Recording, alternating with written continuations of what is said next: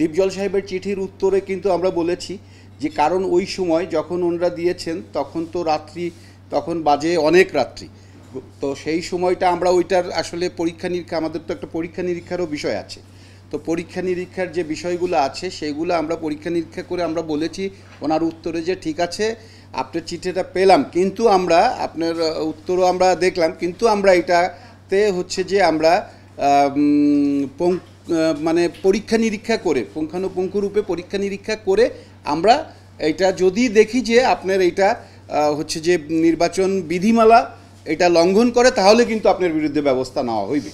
তো সেইটা ওইটা আর এরপরে আর সেইটা যেহেতু নির্বাচন হয়ে গেল, ফলাফলও ঘোষণা হলো, তারপরে আর হচ্ছে যেহেতু এটা নিয়ে আর কোনো কথা নেই, সবাই মেনে নিয়েছে, তারপরে আর আমরা এটা নিয়ে আগাই। বাতিলের কারণগুলো হচ্ছে যে কোনো কোনো হচ্ছে ব্যালটে হচ্ছে দুজনকে দিতে হবে, চারজন দাঁড়িয়েছে সহসভাপতি, কিন্তু দুজনকে দিতে হবে, সিল দিতে হবে।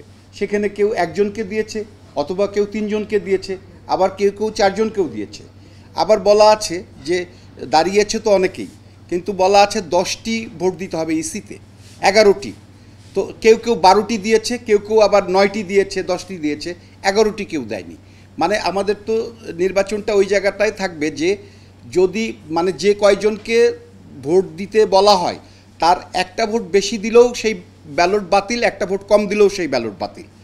সো এইভাবে আবার হয়েছে যে যেই জায়গাটাতে নির্দিষ্ট জায়গাতে সিল দেওয়ার কথা সেই জায়গাতে অনেকে সিল না দিয়ে সেটা অন্য জায়গায় সিল দিয়েছে, সেইটা তো বাতিল হয়েছে, এরকমও বাতিল হয়েছে। আমাদের তো নির্বাচনের ইয়েটাই ওইরকম চলে আসছে যে যারা পাশ করে তারা বলে যে ভোট সুষ্ঠু হয়েছে, যারা ফেল করে তারা বলে যে ভোট সঠিক হয়নি।